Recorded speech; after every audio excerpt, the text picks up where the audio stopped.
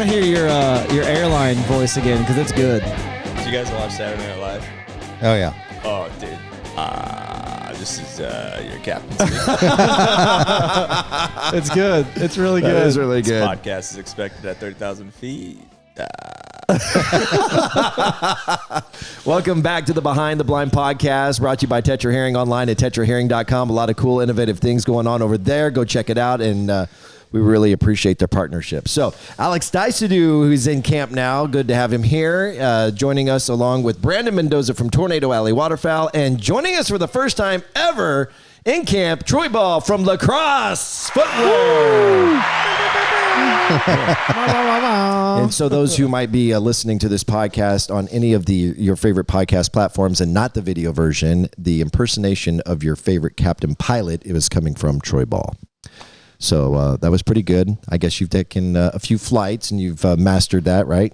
I've heard a few of them. Yeah. That's for sure. Now what we need for you to do is figure out how to imitate the flight attendants who have feminine voices. Well, for me, it's always, sir, I'm going to need you to put that laptop away. Oh, I thought it was going to be, sir, we can't serve you anymore. Hey, man, what a day. We've obviously, if you missed the last podcast, we'd love for you to go back and check that out. We'll give you kind of a recap. It was a little bit of a struggle the first day. We were able to pick on a few birds, so it wasn't terrible. Today, quite the opposite. It was a wham, bam, thank you, ma'am kind of morning. And good. I don't even know where to start other than we had a great hide. We had a great feed. We had decent wind, enough to give them some direction. Yep. Brandon kind of set it up as far as what you'd been seeing in this field for the last couple of days.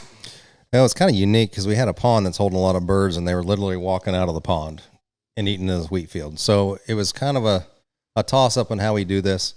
We know that they were there, but when they flew out, not everything went to the pond.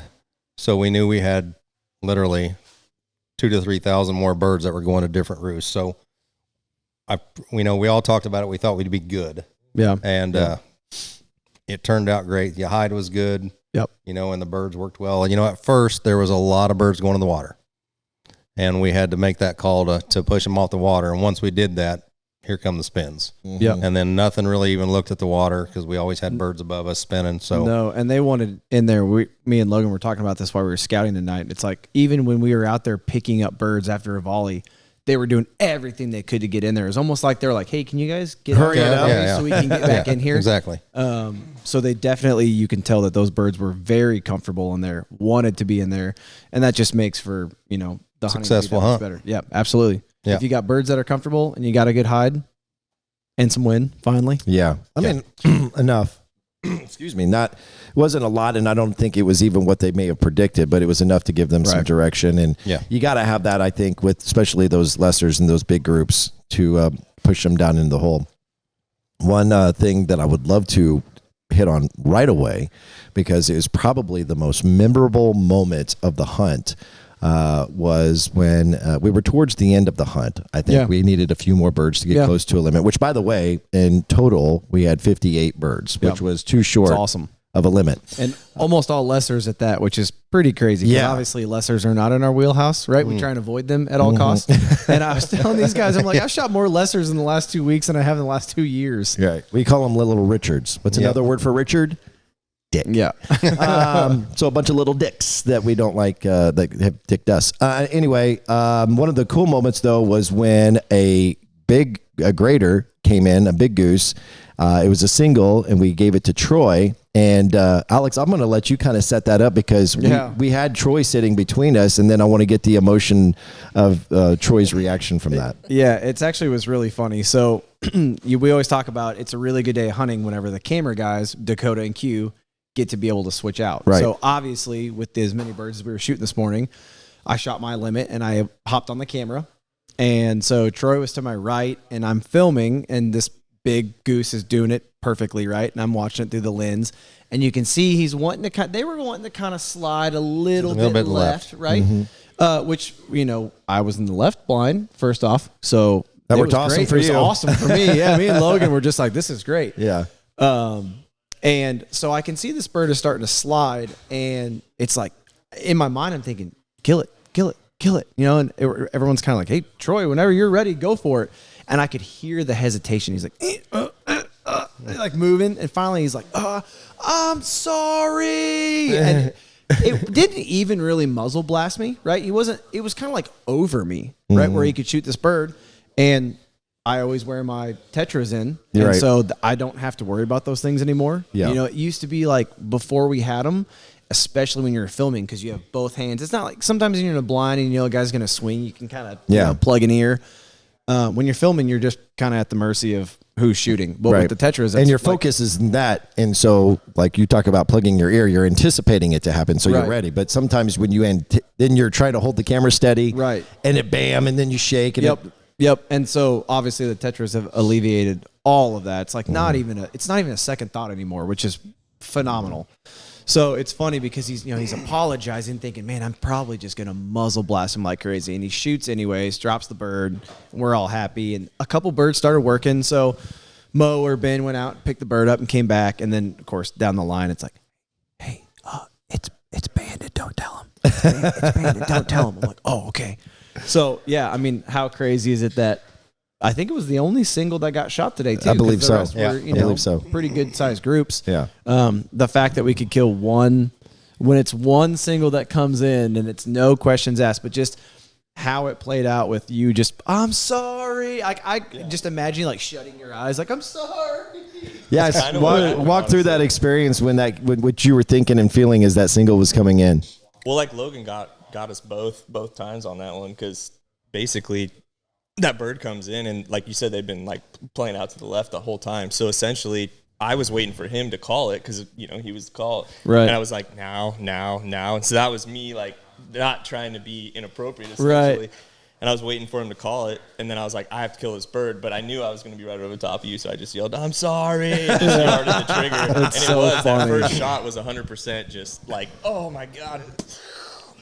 And then I was like, well, it's open now. So then I got on it, and that second shot brought it down. But it was just funny that he got us again because I was waiting for him to call it on that one. He didn't. I took it.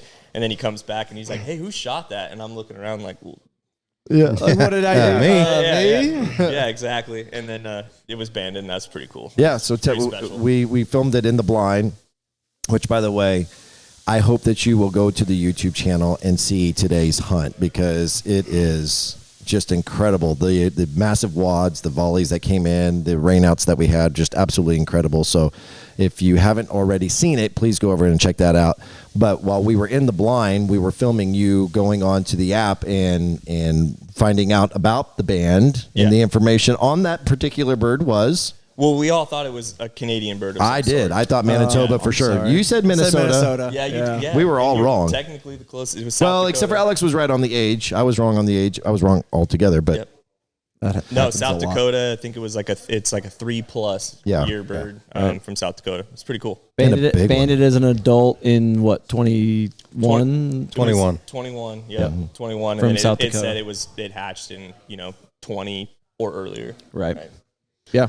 That was just a really cool moment. So we're probably going to be ending up calling, I guess we have 2 other hunts, so it could change. There could be something really crazy that happens that changes the title of the episode when it hits Sportsman's Channel. But when it's all said and done, like we were joking, like this is probably going to be the title of the show or the episode is I'm sorry because just how that all played out. And in fact, I was a little confused because I was sitting on the right side.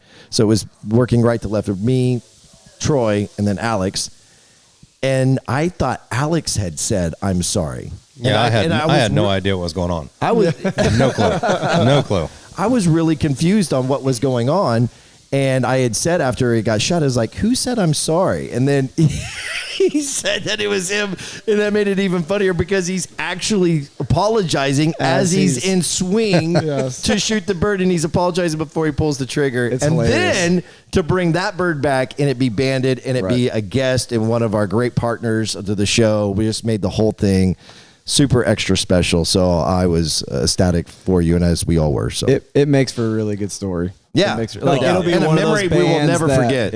Yeah. And I will say, I feel like every year that we've come here, like there's always at least one. At least one. Like there's never been Last a time. year was the only Last time year, in no 10 ban. years or 11 years now that we didn't get a ban. All right, so we're going to dive in a little bit on a promotion that we're doing with Lacrosse. It's a giveaway. We're going to do that in just a bit. But before we do, and finding out some of the new cool things that are going to be coming out with Lacrosse in 2024, let's talk about what's going on with Tornado Alley Waterfowl. As you guys are in your 12th season of guiding waterfowl hunts, and most recently in the last few years guiding deer hunts with Gravel City Outfitters, right. An extension of Tornado Alley. And man, you guys just have had, considering the conditions and the warm temperatures and the late migration, you guys have had a hell of a year all the way around. It has. It's been really good. We've been blessed with water in this area. Other people around us are kind of dry. Really successful deer season, some quality bucks taken, happy hunters. That's what it's all about. Right. Finished up this new lodge this year. Yes.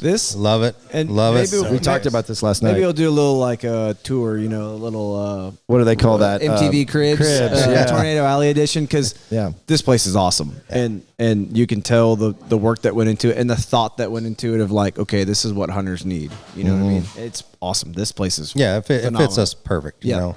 Yep. We absolutely love it. I mean, it was a stressful time during the summer, trying to get all the deer prep done, and then scheduling all this, picking all the decorations out, getting everything finalized. And you have to deal with Everett. So, I mean, then we got the family that's all bugging us, wanting to do stuff, and it's just overwhelming at times. Yeah. But, it got done. Our first hunters were in here for deer, and we didn't even have the table in here.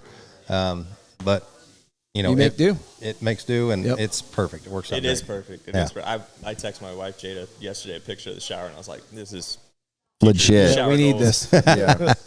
Well, I really appreciate you guys like it. I know everybody else does, so we absolutely love it. And here's the thing: is that if there, for whatever reason, we couldn't stay at this one, so this one's called the Ridge. Yep. The other one that we've always stayed at is called the Oaks. Even if we couldn't stay here, which we love this because it's something different, it's unique, right? But that other place is great also. Yeah. I mean, we really loved being over there. That was really cool. So I guess what I'm ultimately trying to say is whether you stay here, I don't want anybody to be disappointed if they ever book a hunt with Tornado Alley and be like, oh, we're staying at the Oaks. Oh, man, awesome. We want to be at the Ridge. They said the Ridge is the place. Yes, the Ridge is awesome, but the Oaks is far from sucking, okay? The Oaks is great. Oaks is really great. We've had a lot of good memories there. No doubt. All right, so great bird hunting, and you got a lot of happy customers. Maybe talk a little bit about the deer hunting because, man, you guys had a stellar deer hunting season. And it looks like my record might have been beaten. I don't know. Yeah. There's some that say it hasn't. It has, but there's definitely one that competes with my 180-inch whitetail that I shot with Gravel City Outfitters 3 years ago. But 182 will beat that. We don't have an official score yet. Officially unofficial? It's officially 21 points, and mine was 10. That was a sharp-looking deer. Yeah. We were blessed. Several big shooters. A couple actually taken right behind the Oaks. Yep. Then we got several more in different properties. But, blessed to take that 21-pointer. It's a deer we've never seen before. The rut, Kansas rut, you don't know what's going to be there. We were rushing the hunt that day, bumped a couple deer out, had to move down to the next draw. He got in there. Half hour later, this deer was on the ground. Awesome. The next day, the deer that we bumped prior got shot. So we picked up 2 deer that next day. That's awesome. So, it's great. It's a heck of a week. We've got a deer hunter that's been here for 5 years, seen a lot of deer, never got it done, and he finally got it done. Finally got it done Congratulations. right behind the Oaks, and That's I'm awesome. I'm just so happy. Yeah. Oh, man. Everybody was so happy that he got his deer. So That is incredible. yeah, it's awesome. Awesome stories. Well, anything new? I mean, obviously, this is new. We've talked about that the last couple podcasts, is this being a new addition to the scaling of Tornado Alley and Gravel City Outfitters. Is there anything new and on the horizon? We do have some ideas coming out. Actually, Dakota's working on a few things with us. We got some of that coming out. We do have some new apparel that just arrived, new hats, and we've got a plan for the years coming forward of apparel every year. Nice. With possibly years designated on them, so Be cool. they can kind of keep that. So keep people and keep them buying product. Sure, you got to keep them buying. Yeah, keeping the brand fresh, as they like to say. And we've got something pretty cool next year coming out with a new brand or something like that. So pay attention to that. That'll be a big rollout for next year. What a cliffhanger! Yeah, exactly. Yeah. Well, somebody who knows a little bit about coming out with new items and apparel and footwear in this particular case is a guy who's fairly new to Lacrosse Footwear, but they've been a longtime partner of Heartland Waterfowl. And man, I mean, it goes without being said, like if your feet are cold on a hunt, you're miserable, like your hands and your feet. If any of those two things are cold, you're screwed. And we are so blessed to be with the quality brand. And Troy, who is just crushing it on the marketing side with a wealth of knowledge, and glad to have you here. Kind of tell us what's on the horizon and what's new for 2024 on the Lacrosse Footwear side. Oh man, yeah, we're going more into that like lifestyle utility side of life. We have so many good products on the whitetail and the turkey and the waterfowl side, and it's just kind of broadened those horizons. Working on the brand, working on everything like that. So. I think, the number one thing is everyone here keeps talking about the ones that are on my feet, these deck boots. I'm going to interrupt you real quick. So if you are listening to this on a podcast platform that doesn't have video, come back later and watch it on Spotify or YouTube, because he's got some boots on display that he's going to be showing us here. Yeah, I won't take them off, but can we see them? You have to just raise them up. All right. Take them off. Take them up. Raise them up. Check those out. Yeah, baby. We all are ranting and raving about these boots. Yeah, so they're going to come in some fun colors and everything like that. But essentially, I think the big difference between them is most people are familiar with a deck boot. Yep. Oh, yeah. But we basically, with 125 years of, premium rubber and our alpha technology and our alpha fit, half sizes and widths is something that's not offered in the deck boot lineup and pretty much anywhere with our competition. Right. So basically we stepped into the picture and said, hey, like we can do this really well. So we looked at what we thought everything was lacking and worked on it for a couple of years, and we're excited that they're going to launch here. They'll be available January 1st. So awesome. Cool. Yeah. What's the price point on that? It's $120. So it's about, I think that's $5 or $10 more than like an extra tough or something like that. But it's 20 degrees wider in the temperature range for it. So like I've been wearing them in the cold and the hot. I've actually been wearing these boots only unless I'm hiking around doing stuff or like, waterfowl. Right. These are my everyday boot that I've been wearing for about 4.5 months straight now. So available mainly through the website, direct to consumer, or through retail, or what does that look like? Yeah. So, direct to consumer on our website for sure. It'd be the easiest way to learn more about them. And we'll be putting stuff out there, but they'll be in some key account partners as well. We'll have them in Shields, Bass Pro Shop, Cabela's, things like that. Okay. Fantastic. What else is new for 2024? We're expanding. Our Alpha Evolution boot came out. Here, I'm going to pick it up. I know that we need to get these on camera. So we picked this boot up. This was primarily just what we call a specialized unit, and so it was only in a few places. We're opening it to everyone, and it's our first made in Portland factory rubber American-made boot. Awesome. So, wow. You like it? Yeah, so it's good. We kind of made it really well-rounded. We make it in a non-insulated package. We also make it in a 1,600-gram package, and we added Which some one's key that, features. by chance? The 800? This is a non-insulated. Oh, non-insulated. Okay. Yeah, so we added it.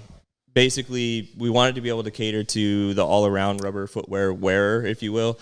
But it's also a specialized tree stand boot too. So I know, like for deer hunting here and stuff, we added some grips on the bottom for tree stand ladders and things like that. But it truly is the most premium leather boot or rubber boot we've ever made. So I'm going to ask a question that I don't know. I guess I'm a little timid to ask it because I don't know how you want to answer this. But you take a lot of pride in the fact that it's made in the USA. Yeah. What was the vision behind that decision to have that particular boot made there? A lot of or in the States. Yeah, a lot. Well, so we've always had overseas stuff, United States made stuff. People have gone back and forth, and honestly, like not to get too deep in the weeds, but the truth about manufacturing is that it is not only more cost effective, but the labor force overseas and the quality that you get from stuff is quite frankly better than the United States most of the time, and that's kind of sad to say, but it is. Yeah. So a lot of people are like, oh, United States made products, this and that, blah, blah, blah. And yeah, 100%. But if we can get you a more quality product at a lower price point, that's the goal. Right. So I'm not trying to promote overseas manufacturing or anything like that, but you get a lot of negative feedback for that, when in the reality of it is it's actually the right thing to do from the most part. But it is important to have that labor force here, and it is important to So that is ultimately the mission and the vision behind that, is that, it obviously is a business that you're trying to scale. It only makes sense to do over in other countries manufacturing. But you also have great pride in being American, and you want to be able to support the labor force like you're talking about. And so you want to make sure that at least a few of your SKUs, there's an initiative for that. Yeah, there's a lot that go into it, like the way that the glues and the molds and the bonding and the way that you get the rubber to work with the lower and the upper and all the different things. Like we have way stricter health codes and safety things, and the way that we have to do stuff here. So to make that quality product, it took us 2.5 years to make sure that could go through the quality testing that some of our overseas stuff could. And, American prices on the West Coast, labor alone, it's not cheap. Yeah. So it's a premium boot, but it's something that we wanted to offer to our customers. If that's something that you care about, we definitely do too, and we wanted to make sure that we had something rubber on the lineup. And what's the name of that particular boot? It's the Alpha Evolution. Alpha Evolution. So the cool thing about what they're doing at Lacrosse is not only providing you quality footwear in whatever the situation it may be, but if you want a quality premium boot, the Alpha Evolution is not only going to do that for you, it is a very diverse boot that will allow you to do a multitude of things, as Troy spoke to. But when you buy it, you are also supporting that labor force, those people here in the United States of America. And 100%. That's what the Lacrosse is standing for with that initiative. And I think that is super, really cool. Anything else? You got show season coming up here, just right around the corner. That's going to keep you busy. Where are you going to be? Is there any consumer shows that you're going to be at where people can stop by and meet you or meet anybody on your staff and learn more? Yeah, so this is primarily a waterfowl audience, but we are taking a big step into the premium leather space. I'll be at ATA, and I'll be at the Western Hunt Conservation Expo, and we'll be pushing and showcasing some of our new premium leather products as well. So if anyone is familiar with Lacrosse or follows what we do, we came out with our first premium leather boot, the Ursa MS, stands for mid-season, and we've had great success with it. It's tested and done really well. People are loving it so far, and we already had the plans to kind of diversify that family and collection and go towards the early season and the late season for it.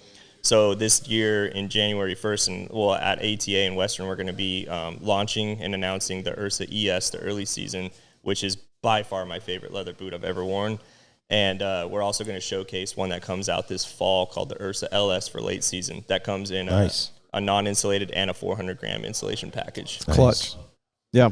I mean, I think we've all been wearing the Lacrosse stuff even before the partnership even started. I mean, I can remember growing up and having Lacrosse boots. That's the whole reason I was so happy to have Lacrosse with us, because it's what I've always worn. Right. Yeah. And I will say, like, if you've never tried them on, go somewhere where you can try them on, because I have a pair of non-insulated, the Grange, for turkey season, and I've done like 15 miles in a day in a rubber boot, which just sounds crazy. No problems, right? I have, the boots that we wear when we're waterfowl hunting. We have the boots that we wear when we're doing our scouting. I have lace-ups that I wear when I go, mule deer hunting or elk hunting. And like, I live by them, right? We all live in our boots, whether it's scouting or doing chores around here or hunting. It's like you need to invest in a good boot, because like you said earlier, either you have cold feet or you're uncomfortable, and there's nothing worse than having uncomfortable feet. Period. It's terrible. Yeah, we've just been working on diversifying the amount. Like, we want to fill the camp and have everybody, no matter what your pursuit is or what your region or the time of the year that you're doing, like hunting, we just got something for everybody. And so you're doing a damn good job. Yeah, thank you. We're going to get into what the giveaway is and what tomorrow's hunt looks like here in just a second, but I'll ask one other question. I'm 48 years old, believe it or not. I know I don't look it. I know I don't look it, guys. I know you're shocked. It's okay. Relax. It'll be fine. But in all of the years that I've been hunting and been familiar with Lacrosse, is it fair to say that, say 20 years ago or even a little bit more, like there was a lot of maybe more than 20 years, let's say 25, 30 years, there was that they were making a boot similar to this Alpha Evolution, that they would make a boot that is just kind of, that would be diversified with multiple applications, right? Yeah. And it was a great boot. But you guys have really, in recent years, especially in the time that we've been with you, I've noticed that there's been a concentrated effort in making sure that there is a focus on what are the needs for the outdoorsman. Right. Yes. And I really have a great appreciation for that. Is that something that has been talked? I mean, I know you're relatively new to lacrosse, but even in my time talking to Troy Hellman, shout out Troy Hellman if you're watching, good friend, love you, miss you. But like, what's the conversations internally? Because you guys have just you really keep pushing the envelope and finding ways to find the perfect application for whatever it is, they're mule deer hunting or whatever it is, that perfect application. You can't make a product for just like everybody all the time. You can try, and you can try to make a really well-rounded product, and there's a place in the market for that. But we call it the specialist, and it's something that we target with our product line managers, and not even from a marketing standpoint, just what does the consumer need? How can you put something on the wall in a Bass Pro Shops that can speak to the individual pursuit that someone's going after and how they go after it? Because people hunt whitetail different, people hunt elk different, everything, waterfowl. So the idea is we use this term, the specialist, and you may have a product that's really good for somebody who may be the weekend warrior or something like that. But if I'm more than the weekend warrior and this is my life, or like I'm like Brandon and this is what I do, how many days are you in the field for waterfowl? 75. Yeah, like wow, you put an absolute beating on your products, and we love to get all that feedback and what's going on. So it's like a specialist that is specializing in this region, this weather, this type of waterfowl, and what you're doing, whether it's in the field or flooded timber, etc. Then we're able to focus and dive into a product that is more specific and specialized for that person. Okay. And so it becomes hard because you got to navigate the language of how you're talking to that person. But once you find them, talk to them, get them in, then they know exactly what lineup they want from lacrosse. And so that's why I talk about the diversifying of like a well-rounded lineup. Yeah. Is it's like we have this core group of product that you can use for all, the deck boot. Right. Yeah. You could use it for anything. It's not a specialized product by any means. It is meant to take off and go into the specialized product for what you're doing and get you everywhere and in between. Yeah. What's awesome is that you guys are willing to do that, put so much product out there to cover every spectrum out there. Right. Yeah. Most companies won't do that. Yeah, that's a lot of risk because that's an investment where you've got too many SKUs, and then you're potentially, I mean, the thought process could potentially be, from a business standpoint, is that you're creating a SKU that's competing against your other SKU, right? And so like you're called cannibalization. Yes, yes, exactly. Competing against yourself on the wall. But there's obviously a lot of research that is going into what you're doing to making sure that it's something that is ultimately going to be profitable and rewarding to the consumer. Yep. And at the end of the day, that's all it is. We're just trying to make sure that everyone's pursuits are covered and that they're happy with what's on their feet. Right. And so that's how you got to do it. And yeah, you're gonna have to take a product that's been in the line for several years, and it may do really well, but it's like, hey, our focus is right here, right now, and this is what we want to do moving forward, and you have to make that decision. Right. Yeah. Well, kudos to what you're doing, and congratulations on the job over there. We've had a great time with you in camp. We've got a couple more days left with you, so that is awesome. And congratulations again on the band. Let's talk about what we're going to be giving, how we're going to be putting some product in the hands and on the feet of the people who love watching Heartland Waterfowl. So appreciate the contribution to the giveaway. Talk about what we're giving away. Yeah, we just want to make sure everyone's taken care of for like we talk about any pursuit, any type of season, any region. So if you're a waterfowl hunter and you do some traveling and you do some different stuff, we just want to make sure that everybody on the Heartland Waterfowl YouTube channel is covered. So essentially we're going to do a pair of the Alpha Agility Select Zip waders that everyone's been wearing. They come in a 1,600 gram insulation package. They have a removable layer on the inside. They have the front zip, so super comfortable, super versatile wader. And then I want to make sure that someone gets a pair of the Alpha Burley Pros and a non-insulated and a 1,600 gram insulation, so that no matter what the temperature is, you can throw those in the back of your pickup and be ready to go. And I think we talked about on one of the the episode from the hunt yesterday, we're going to provide that in the First Light Typha camo. Is that right? Yeah, if for sure. Okay, awesome, cool. So the way you have to get qualified to win that is making sure that you're subscribed to the Heartland Waterfowl YouTube channel. Which, man, thank you guys for being so loyal and committed to what we're doing here. This is a new initiative that we started in the last couple of years. It just keeps growing. I think we just got around 30,000 subscribers just in 2023, and we want to continue to grow that and maybe even double it next year. So make sure you subscribe to the Heartland Waterfowl YouTube channel if you haven't already. Outside of that, make sure you like on all these videos. Make sure you comment on those videos. The reason we ask you to do that because it helps with the algorithm so that more people could potentially be exposed to the content that we are providing in semi-live real time. And that's what this is with this podcast, is making you feel like that you're in camp with us as we're doing it and on the road and turning it around within 12 to 24 hours of recording it. So let's get close to wrapping this up. Talk about what we're doing tomorrow, Brandon. We had 2 or 3 different options after going out and scouting tonight. What we thought we were going to do and eventually changed within conversation.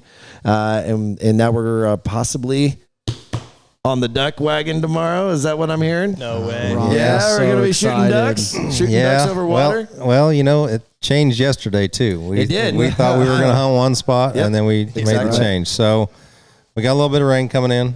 Our wind isn't going to be what we actually would like to have tomorrow. So we found 5 ducks on a pond. and they're going to put me out there all by myself. All by yourself. Ronnie is fine with that. That's what I'm saying. He's fine with that. Set up a GoPro behind me and let me go. No, we got a pond that's holding some ducks. I really think we got some new birds in. I do too. So a lot of movement tonight. We saw a lot of birds flying high this morning. That's so true. Yep.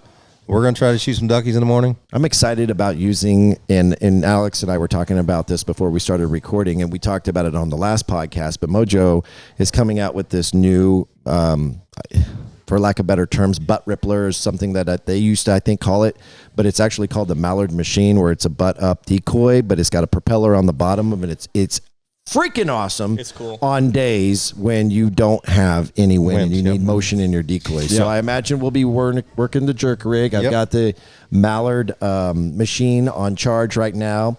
And is that thing automatic or is it on like a push button? No, it's automatic. Well, it's both. on a timer. It's both. No, it's both. It does have a remote. Oh, so if for whatever I reason, noticed that I turned it on and off. I put it, which is really cool because if you think about it, let's say there's an 8-hour charge on it, I believe, but maybe you forgot to charge and the action is really light.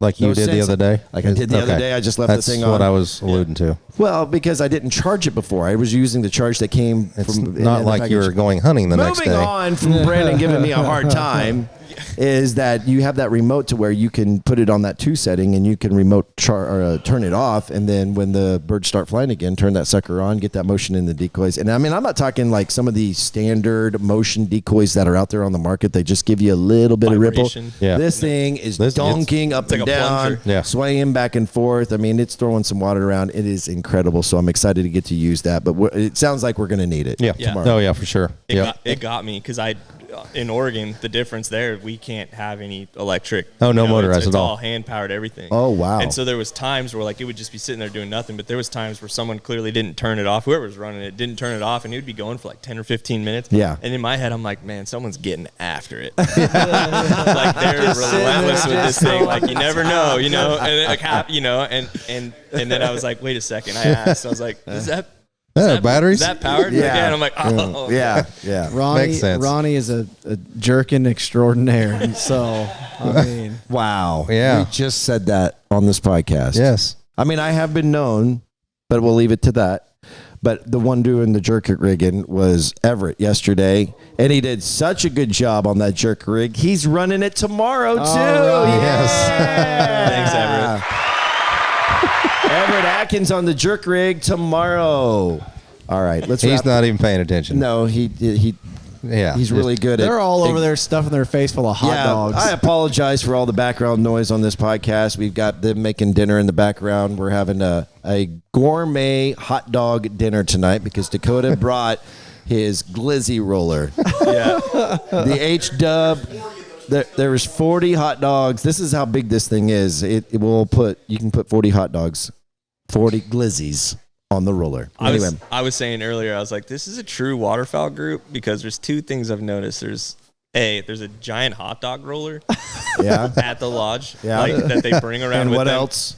And the other one was that this group will find any excuse to go to a gas station. And you can appreciate that. I appreciate that. And HW is always late. Yeah. No. We were not late today?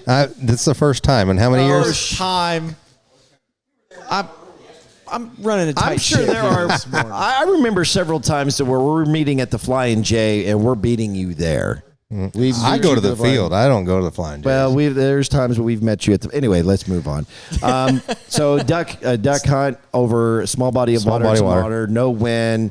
Possibly some rain. Most of the rain should be coming in through the overnight. We might have a few drizzles early tomorrow, but I'm guessing likely cloudy. Yep. Right. Yep. So that's cloudy not ideal. So a good hide is going to be necessary because that filtered light could be really screw us if we're not hidden well. So those are the challenges that we have up against us for tomorrow. We're here for tomorrow will be our third hunt, so we got 2 more hunts left. Make sure you check back. We'll be doing this again tomorrow, another podcast, and we'll roll it out, give you all everything that's going on, all the updates, and I don't know. I guess that's it. We'll see you tomorrow. Yep. We'll talk to you tomorrow. So for Troy Ball from Lacrosse, Alex Diecidue, Brandon Mendoza from Tornado Alley, I'm Ronnie Phillips. Thank you again, Tetra Hearing, for being a proud sponsor of the Behind the Blind podcast. Again, check them out online at tetrahearing.com. We will talk to you tomorrow from Tornado Alley in Kansas. Thanks, Can you guys. do your airplane voice one more time? See you tomorrow.